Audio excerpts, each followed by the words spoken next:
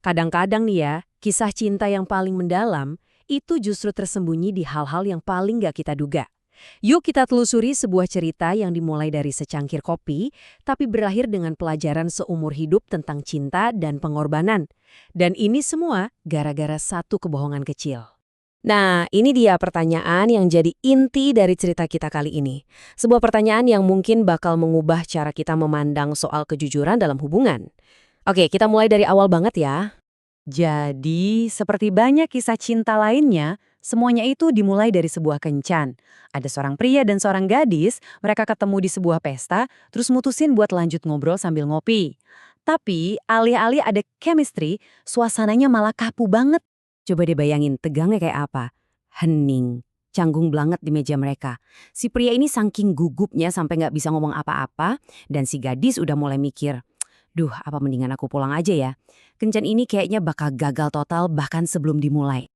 Nah, pas suasana udah hampir beku selamanya, si pria melakukan sesuatu yang mecahin keheningan.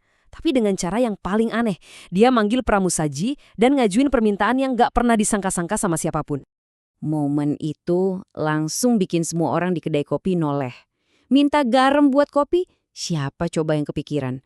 Wajahnya langsung merah padam karena malu. Tapi entah kenapa, dia nekat aja nuangin garam itu ke cangkirnya.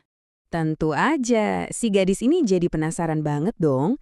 Kok kamu punya kebiasaan aneh kayak gitu? Tanyanya. Dan disinilah momen canggung yang hampir merusak kencan mereka berubah jadi sesuatu yang ajaib. Si pria itu lalu cerita. Dan ceritanya itu tulus banget. Dia ngomongin masa kecilnya di tepi laut. Tentang gimana rasa asin itu ngingetin dia sama kampung halaman. Dan rasa kangennya sama orang tuanya di sana. Waktu dia cerita, matanya kelihatan berkaca-kaca. Perasaannya dalam banget. Dan seketika itu juga pandangan si gadis langsung berubah total. Dia nggak lagi ngelihat pria yang gugup, tapi seorang pria dengan hati yang tulus. Dia mikir, seorang pria yang bisa begitu kangen sama rumahnya, pastilah orang yang peduli, penuh kasih sayang dan bertanggung jawab. Jadi ya gitu, secangkir kopi asin itulah yang akhirnya mecahin kebekuan. Mereka mulai ngobrolin kampung halaman masing-masing, keluarga, dan masa kecil mereka. Malam itu, dari sebuah permintaan aneh, dimulailah kisah cinta mereka. Dan ternyata, momen itu bukan cuma akhir dari sebuah kencan yang canggung, tapi justru jadi awal dari masa depan mereka. Mereka jatuh cinta, menikah, dan permintaan aneh di kedai kopi itu jadi sebuah ritual yang membangun hidup mereka. Bayangin, selama 40 tahun, setiap pagi, tanpa pernah absen, dia selalu buatin suaminya secangkir kopi. Dan selalu dengan sejumput garam. Sebuah rutinitas penuh cinta yang lahir dari sebuah kebohongan kecil di sebuah kedai kopi. Buat si istri, pria ini adalah segalanya, penuh perhatian, baik hati, dan hangat. Dan dia membalas cintanya dengan cara yang dia tahu paling berarti buat suaminya. Lewat secangkir kopi asin setiap hari. Sebuah pengingat akan awal mula kisah mereka. Tapi, setelah 40 tahun pernikahan yang bahagia, sang suami meninggal dunia. Dan di antara barang-barangnya, dia meninggalkan sesuatu untuk istrinya. Sepucuk surat yang bakal mengubah segalanya. Coba bayangkan momen itu. Baru aja kehilangan cinta dalam hidupnya, dia nemuin kata-kata terakhir dari suaminya. Kira-kira rahasia apa yang bisa tersembunyi selama 4 dekade di dalam surat ini? Dan inilah pengakuan pertamanya.